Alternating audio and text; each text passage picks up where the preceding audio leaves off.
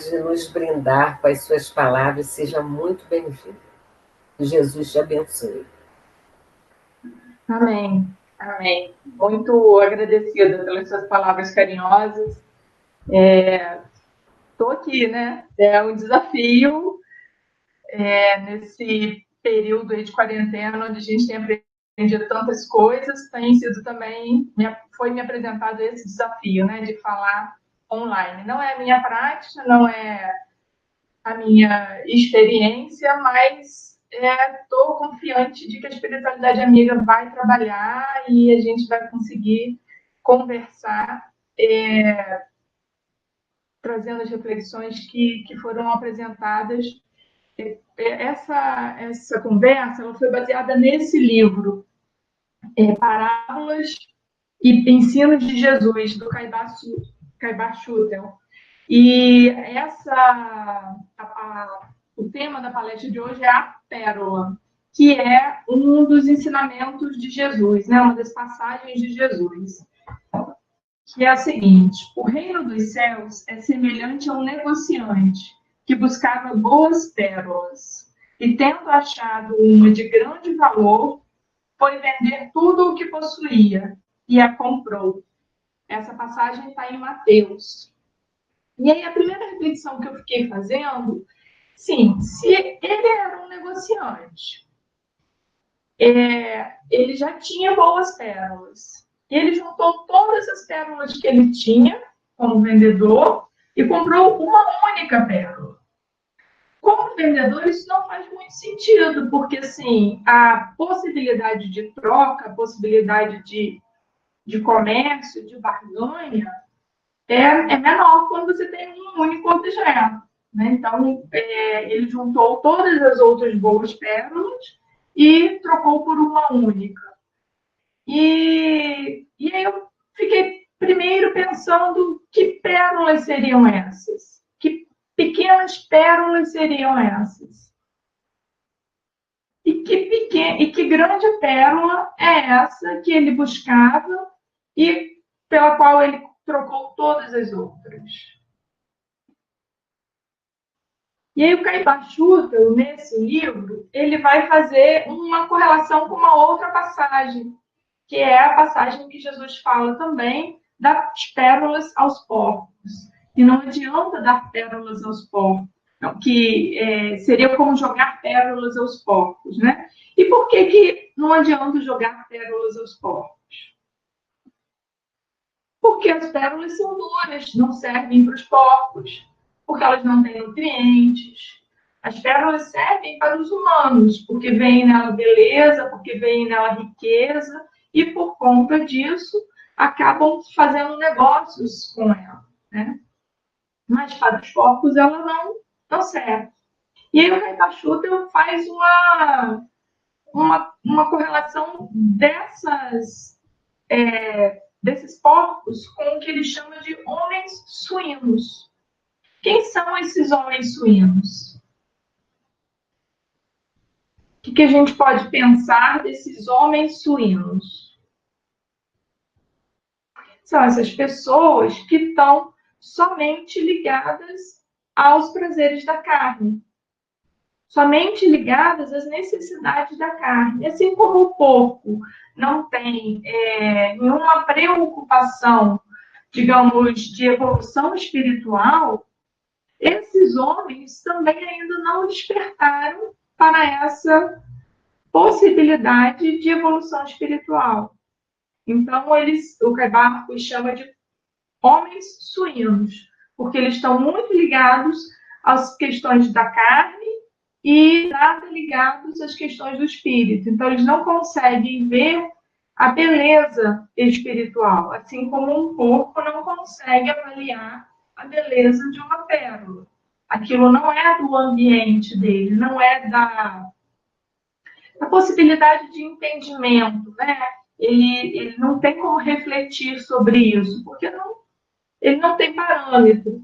Então, essas pessoas que ainda estão muito vinculadas aos prazeres da carne, do corpo, também ainda não despertaram para as possibilidades espirituais. E aí o Caibar também vai fazer um outro questionamento.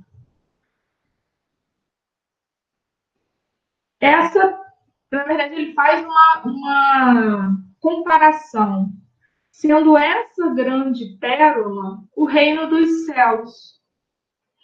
Então, o vendedor, na passagem de Jesus, vai fazer, vai juntar as pequenas pérolas, as pequenas e boas pérolas, para alcançar, conseguir comprar, conseguir adquirir uma grande pérola. Que pérola seria essa? O reino dos céus. E aí ele fala, para a aquisição da pérola do reino dos céus, o homem precisa vender ou deixar o reino do mundo. Então, esse é um grande desafio, né? E nesse período de pandemia, nós estamos tendo a oportunidade de observar as nossas escolhas, de observar o que nos move, de observar o que nos faz feliz.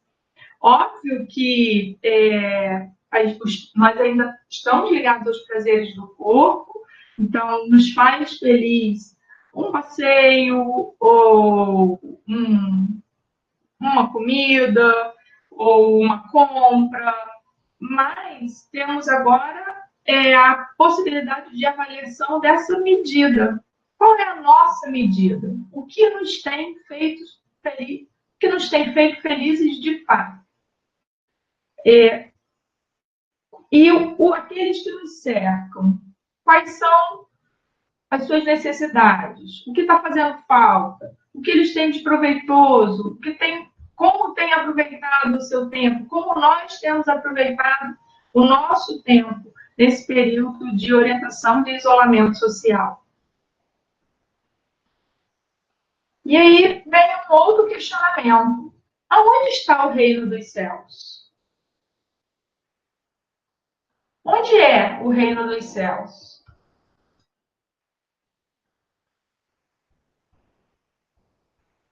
Se a gente estivesse numa palestra ao vivo, eu estaria ouvindo a resposta de vocês. Mas agora eu só posso imaginar e desejar que cada um esteja aí também se questionando aonde está o reino dos céus. Onde está aquilo que você acredita como reino dos céus? E aí lá em Lucas tem uma passagem de Jesus que diz: e não haverá ninguém para dizer, veja, lá está, pois para ver o reino dos céus está dentro, o reino dos céus está em vós. Então, o reino dos céus, na verdade, o Espiritismo vem trazer isso com muita clareza. Kardec coloca isso nas obras básicas, né? Especialmente no livro Céu e Inferno, mas também no livro dos Espíritos, do Evangelho, de como o nosso estado interior faz correlação com esse reino dos céus, faz caminho para esse reino dos céus. Como o nosso estado interior vai nos aproximar ou vai nos distanciar do reino dos céus. E a gente pode também refletir sobre essa questão, né? E aí, a gente tem o mestre Sho Kokusui, que foi o desenvolvedor da cura prânica. Ele é um mestre, ele já desencarnou, mas foi uma pessoa que trouxe muita sabedoria e muito trabalho no bem. E hoje, em vários lugares, praticamente todos os lugares do mundo, existem os chamados curadores prânicos, que são pessoas que vão utilizar as técnicas que ele compilou para curar, para tratar, para se tratar e para tratar das pessoas. E aí o mestre Sho também fala do reino dos céus. Ele tem inúmeros livros, e um dos livros que ele escreveu foi O Cristianismo Revelado. E no Cristianismo Revelado, ele vai trazer as passagens de Jesus e vai trazer explicações sobre essas passagens de Jesus, segundo principalmente uma visão oriental, né? O mestre Shoa, ele era filipino e tinha muito contato. Assim como ele escreveu o cristianismo revelado, ele escreveu sobre o hinduísmo, ele escreveu sobre o budismo. Ele era uma pessoa um estudioso profundo de todas as religiões. E aí, no cristianismo revelado, ele vai trazer essas passagens de Jesus e vai discorrer um pouco sobre elas. Então, ele diz que, primeiro, o paraíso é um estado de consciência. Kardec também fala isso, né? Os espíritos falam isso para Kardec. O paraíso, aquilo que a gente entende como céu, é um estado de consciência. Então, hoje, encarnada, ou mesmo desencarnada, o que vai caracterizar o céu ou o inferno, para mim, é a minha consciência. É a minha condição espiritual naquele momento. Porque muitas pessoas que têm uma condição espiritual já mais equilibrada, já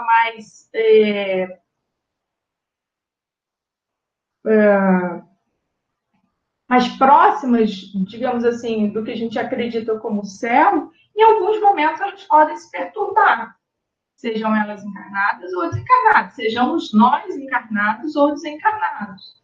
Então, nós vamos aí permeando esse caminho entre o céu e o inferno de cada dia, de cada momento, e buscando, obviamente, estar mais próximos das vibrações do céu, do reino dos céus, do que se acredita como inferno. Né? Então, a primeira informação que o mestre Shoa traz, e que é totalmente compatível com o que Kardec fala, o paraíso está na nossa consciência.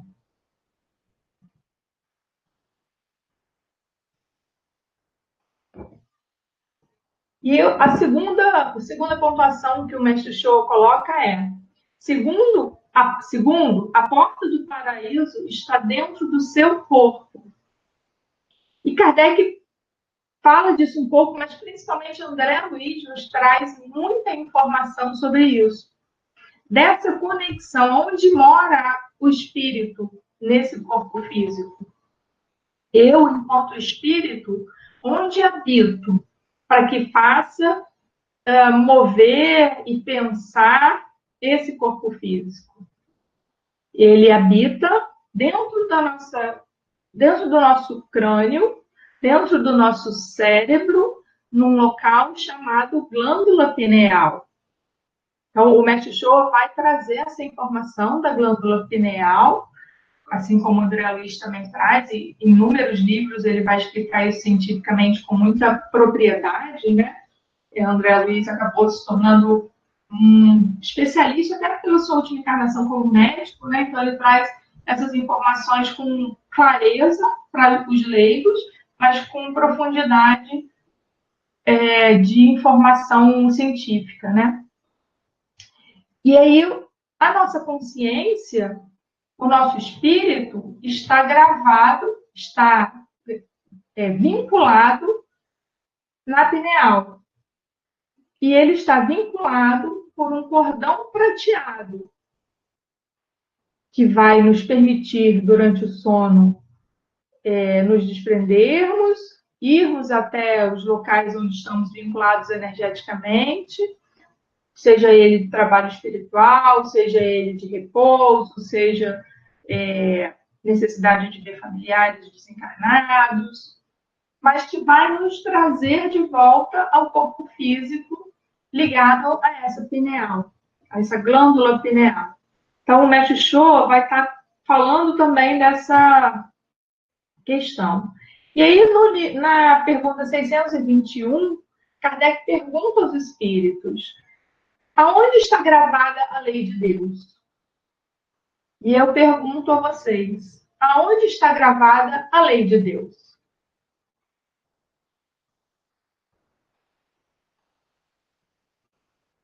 Está gravada na consciência, dizem os espíritos.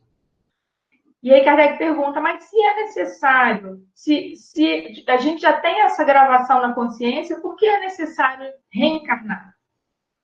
E os espíritos respondem, porque esquecemos, porque vocês esquecem. Então, quando a gente reencarna, a gente esquece temporariamente, parcialmente,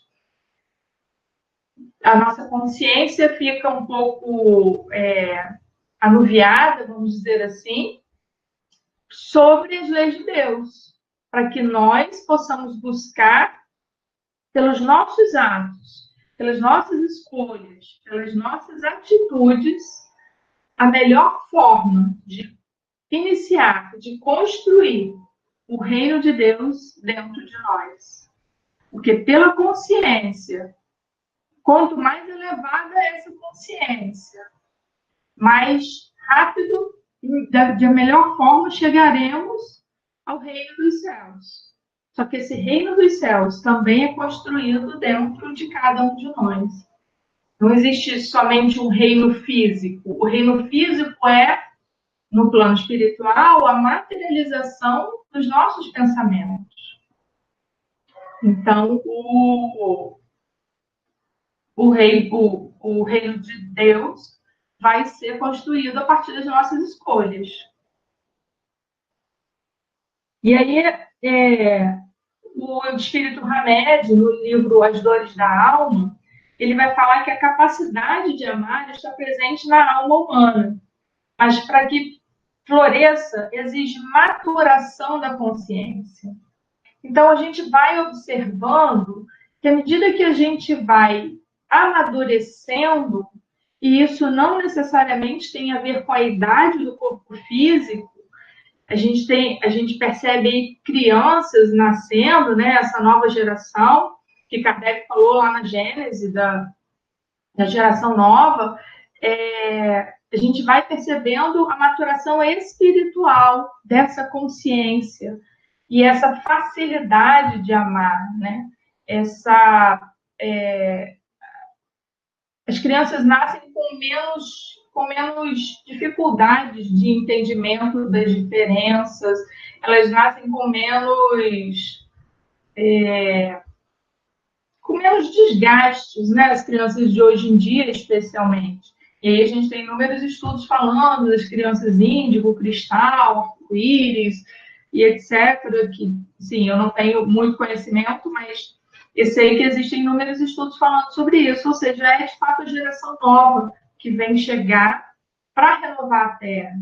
E que a gente possa aprender com elas a sermos mais tranquilos nas relações, a sermos mais assertivos, mais receptivos a todas essas diferenças de todos os tipos, de todos os segmentos que acontecem. Não só nas diferenças mais gritantes, mas naquela diferença daquele irmão que pensa diferente de mim e que aquilo me altera e me irrita porque aquele irmão não entende o que eu entendo. E a maioria dessas crianças tem um caminho de mais tranquilidade para lidar com isso, né? De mais aceitação da condição do outro.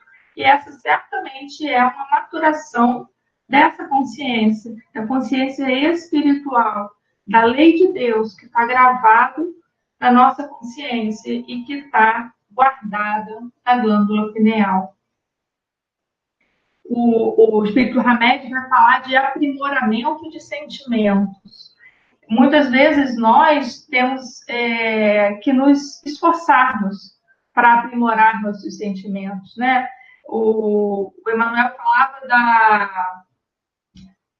da disciplina, né? Da necessidade de disciplina. A disciplina precede a espontaneidade. Então, não me lembro se foi Emmanuel, se foi André Luiz que falou essa frase. Mas a gente já tem muita necessidade desse treino, para esse aprimoramento dos sentimentos. Obviamente, todos nós que estamos encarnados, estamos com essa necessidade. Se já tivéssemos os nossos sentimentos apurados, seríamos espíritos puros, mas ainda não somos, por isso estamos aqui, aprimorando os nossos sentimentos.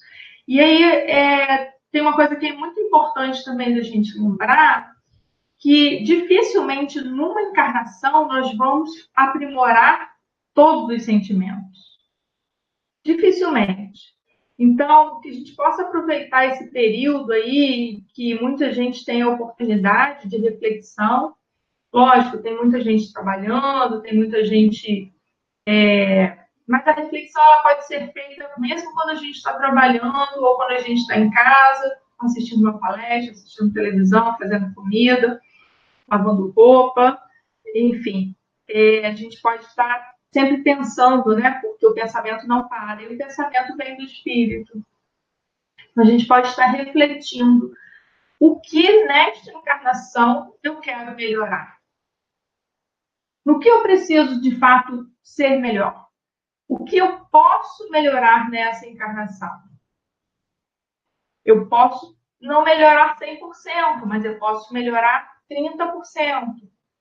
Se eu sou uma pessoa muito explosiva, muito indignada, mas eu vejo que isso está me fazendo mal, que isso está fazendo mal às pessoas que estão em torno de mim, e eu decido que eu quero mudar, isso não vai ser um caminho fácil.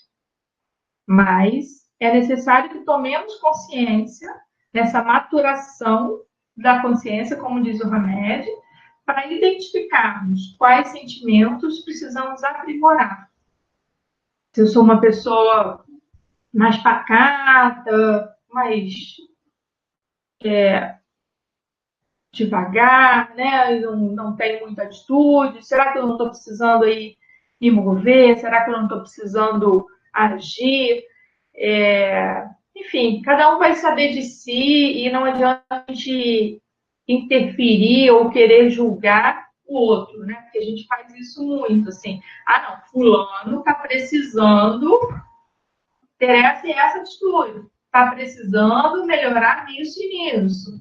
Mas a gente precisa olhar para a gente precisa olhar no espelho e perceber de fato o que a gente precisa melhorar em nós. E ter paciência, saber da nossa humanidade. Não adianta querer evoluir rapidamente. Identificar já é um grande passo. E a partir daí, pedir ajuda dos espíritos, estar em oração, estar mais atento, ter disciplina para tentar melhorar aquilo que a gente identifica como necessidade de melhora.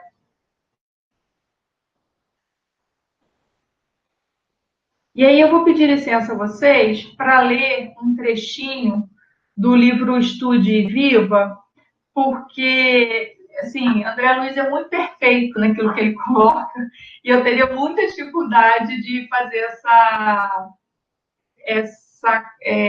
esse resumo. Então, eu preferi colocar aqui colocar um texto e a gente lê junto, porque eu achei que fica mais coerente, né? Não adianta eu querer usar as palavras de André Luiz e me perder aí. Então, vou pedir licença a vocês. Diogo, você pode botar para mim o slide 1, por favor?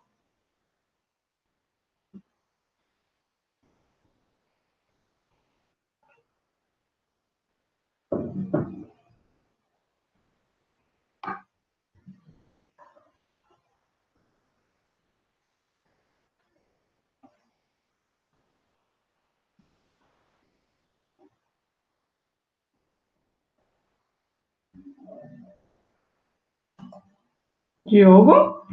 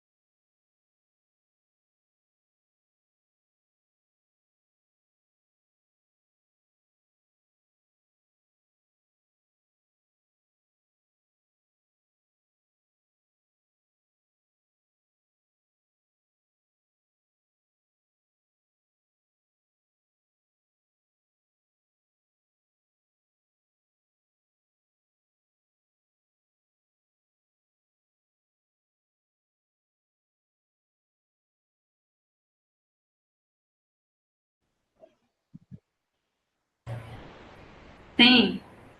Tá joia. Então, eu tinha pedido para voltar o slide, não sei se chegou a entrar. Tá sim, Jussara. Então, vamos ler. As boas soluções nem sempre são as mais fáceis, e as manifestações corretas nem sempre são as mais agradáveis. Ou seja, aquilo que eu estava falando. Nem sempre é fácil a gente resolver melhorar, né? Sempre tem uma questão aí mais difícil, né? Mais desagradável. As trilhas do acerto exigem muito mais as normas do esforço maior que as saídas circunstanciais ou os atalhos do oportunismo. E aí Jesus fala disso também na porta estreita, né? Nas escolhas que a gente faz pelos caminhos mais fáceis ou mais difíceis, mas tem muito do esforço pessoal, do nosso esforço para buscar essa melhora da consciência. E aí, André Luiz vai falar isso. Esse livro foi escrito na década de 50 e ele já vai falar da meditação elevada, culto à prece, leitura superior e conversação edificante constituem adubo precioso nas raízes da vida. A gente hoje tem cada vez mais pessoas falando sobre isso, né? Cada vez mais pessoas estudando, terapeutas, trabalhando em cima dessa busca, e especialmente sobre a meditação elevada. E a gente sabe também que a prece, a leitura superior, estar com amigos, uma conversa edificante, são certamente bons caminhos para elevar as nossas vibrações e melhorar o nosso estado de consciência no sentido da busca do reino de Deus. À vista disso, criar os costumes de melhoria interior significa segurança, equilíbrio, saúde e estabilidade à própria existência. Quem nunca sentiu essa sensação de equilíbrio, de segurança, de saúde, quando está numa prece sincera, quando está conversando com um amigo muito querido, quando está fazendo uma meditação mais profunda? Então, são realmente formas de buscar a segurança, o equilíbrio e a saúde. Não basta para nenhum de nós o contentamento de apenas hoje. É preciso saber se estamos pensando, sentindo, falando e agindo para que o nosso regozijo de agora seja também regozijo de depois. Ou seja, não adianta ser só por um minuto, né? Foi aquilo que eu falei antes. O reino de Deus ele pode se modificar rapidamente dentro da nossa condição, do nosso estado emocional, especialmente, né? Do nosso estado mental, das condições dos lugares onde a gente está frequentando. Então, tem que ser uma busca constante para que essa alegria, esse regozijo seja agora, mas seja também depois, seja uma construção crescente e não linear, né? Dessa saúde, desse equilíbrio, como o André Luiz coloca. E aí, vou também pedir licença de novo a vocês para citar um outro autor, que também é um autor com muita profundidade e que eu também não tenho como resumir o que ele fala. Eu peguei só um trechinho, mas é um livro, assim, de muita informação e de muito conteúdo, de muita qualidade. Vou só chamar a atenção que é um livro que foi escrito em 1919 e ou seja, há 100 anos, esse autor falou isso que eu vou ler agora, vou compartilhar com vocês, né? Para a gente ver como que a espiritualidade está tão à frente do nosso tempo material, como que ele já essas pessoas como Kardec, Leon Denis, como que eles vieram para alavancar mesmo, né, o progresso espiritual, o progresso intelectual da humanidade. Você bota para mim, Diogo, por favor, 2. Ok. A alma é uma partícula do absoluto. Suas vidas têm por objetivo o aumento do domínio que está destinada a exercer dentro e fora de si, por meio de seus sentidos e energias latentes. Ou seja, as vidas da alma, as reencarnações da alma, elas têm por objetivo aumentar o domínio do nosso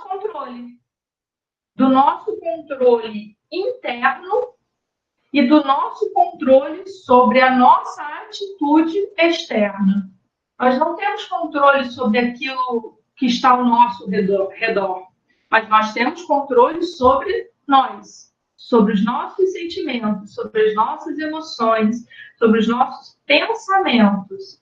E a partir deles, teremos controle sobre as nossas atitudes, que são o externo disso. Então, a minha atitude ou a atitude de uma outra pessoa pode mudar toda uma família, todo um campo energético.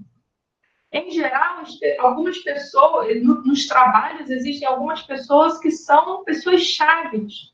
Por quê? Porque elas se dispõem a fazer esse exercício de se conhecer, ter essa tomada de consciência e fazer uma diferença positiva, que é também essa proposta da corrente do bem, né? Que cada um no seu lar, no seu lugar, na sua casa, ou quem estiver trabalhando, possa também fazer uma diferença positiva, seja na oração, seja na emanação de boas vibrações, seja no abraço afetuoso, quando se pode abraçar, né?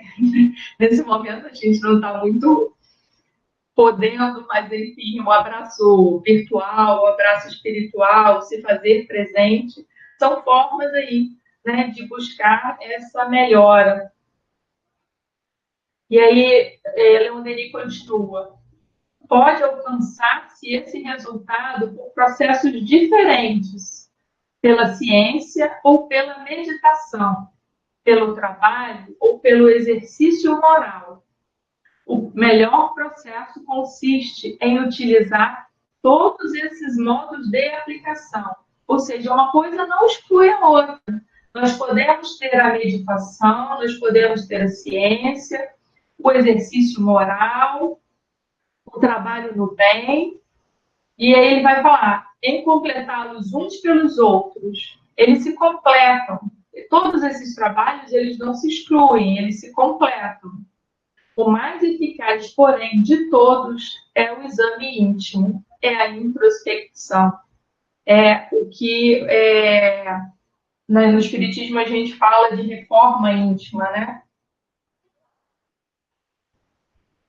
E aí, Dona Joana de hoje, a gente vai trazer uma biografia imensa sobre essas atitudes, sobre esses estudos, sobre o estudo desse sentimento que nos leva a cada atitude, que a atitude é o fim da linha. Antes da atitude, nós temos inúmeros passos dentro de nós que vão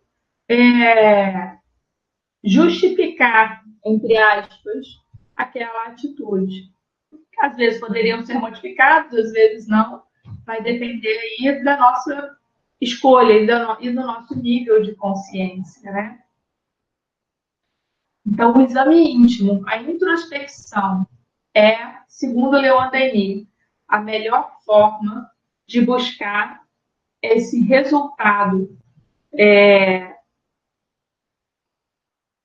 de conexão com o absoluto, de conexão com Deus, porque somos uma partícula, mas precisamos estar ligados ao todo. E aí tem um último slide, que eu vou pedir ao Diogo para botar, por favor, que é ainda sobre o que Leon Denis escreveu, no livro O Problema do Ser, do Destino e da Dor. A meditação, a contemplação e o esforço constante para o bem e para o belo formam correntes vibratórias ascensionais, ou seja, elas sobem, elas vão ao mais alto, elas nos conectam com os seres divinos. E olha que Leoneri estava falando de meditação há 100 anos. Esse livro foi escrito em 1919. Há 100 anos, os espíritos já o intuíam sobre essa condição da meditação. Sem saber hoje da quantidade de informações, até da ciência, né? Os pesquisadores da USP, da Unicamp, de outras faculdades, até internacionais, estudam essa condição de alteração do estado de consciência e de melhora da saúde a partir da meditação. Então, o Leoneri já vai falar disso para melhorar a nossa faixa vibratória. Essas faixas vibratórias que estabelecem a relação com os planos superiores e facilitam a penetração em nós dos eflúvios divinos. Ou seja, quando nós nos abrimos nessas vibrações superiores, muito facilmente os espíritos vêm trabalhar por nós. Não trabalhar no sentido de nos tirar do trabalho, mas no sentido de nos auxiliar, de nos propiciar condições, energia, sustentação, amparo, acolhimento, aquela tarefa que precisamos realizar. Então, quanto mais conectados com as vibrações superiores nós estivermos, maior o campo energético que se abre mesmo para a nossa condição espiritual, mas também para a nossa condição encarnatória de trabalho. Porque ninguém vem aqui a passeio, né? A gente tem sempre muito o que melhorar e muito o que aprender. E aí, concluindo, essa obra de preparação é longa e difícil. Reclama, às vezes, mais de uma existência. E aí foi aquilo que eu falei antes. Não adianta nós querermos melhorar tudo numa encarnação. Nós precisamos identificar o que podemos já nessa encarnação melhorar e nos esforçarmos para buscar essa melhora. Porque provavelmente precisaremos ainda de muitas encarnações para nos depurarmos, para nos... E aí, depurar significa entrar em estado puro, né? Então, para evoluirmos, precisamos ainda, certamente, de muitas encarnações. Por isso, nunca é cedo demais para empreendê-la. Seus bons efeitos não tardarão a se fazer sentir. Então, começa agora, começa hoje. Talvez antes de dormir seja um momento mais tranquilo, talvez amanhã, ao acordar, seja o seu momento mais tranquilo. Escolhe uma hora do dia, a hora que estiver escovando o dente, que estiver tomando banho. Escolhe uma hora do dia e tenta observar o que você precisa melhorar para elevar o seu estado de consciência. E André Luiz fala ainda em Evolução em Dois Mundos, que é um outro livro, né? Voltando agora para André Luiz, que incorporando a responsabilidade, a consciência vibra desperta. E pela consciência desperta, os princípios de ação e ação funcionam. Ou seja, quanto mais desperta estiver a nossa consciência, mais cuidado a gente vai ter com os nossos pensamentos, com as nossas atitudes, e melhor vai ser essa reação do nosso entorno. E se nós pensarmos no entorno enquanto humanidade, enquanto planeta em evolução, nós estamos, sim, contribuindo para uma melhora da humanidade, a partir da melhora de cada um, do esforço pessoal de cada um para se melhorar, para elevar a consciência.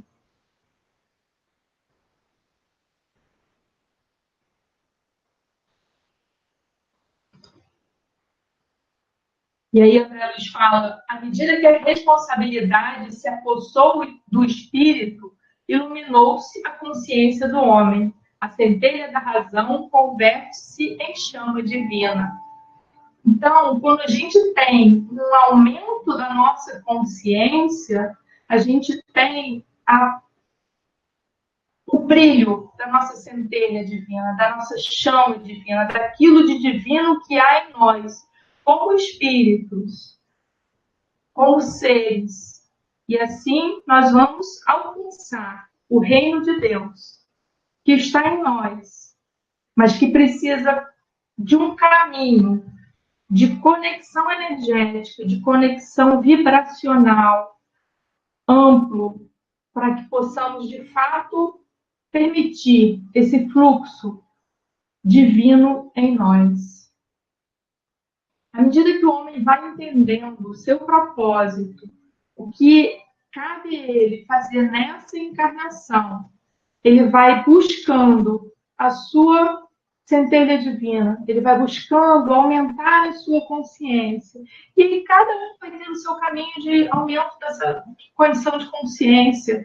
Não adianta eu dar uma receita, ou a Ângela dar uma receita, ou o Diogo dar uma receita.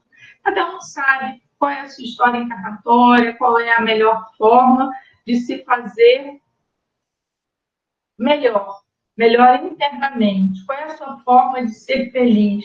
Qual é a sua forma de contribuir para um mundo melhor? Qual é a sua forma de conexão com o divino? E aí, como centelha divina, esse ser humano, vai aumentando cada vez mais as suas potencialidades. E essas potencialidades, na verdade, são as pérolas que o vendedor juntou. As pérolas que aquele vendedor da parábola de Jesus juntou são as nossas potencialidades. E quanto mais potencialidades nós tivermos, quanto mais lapidadas elas estiverem, quanto mais bonitas, mais brilhantes, mais arredondadas, como as pérolas são, elas estiverem, melhor nós estaremos, e mais condição nós teremos de trocar todas essas potencialidades pela grande pérola que é o reino de Deus. Muito obrigada. Que Jesus nos abençoe.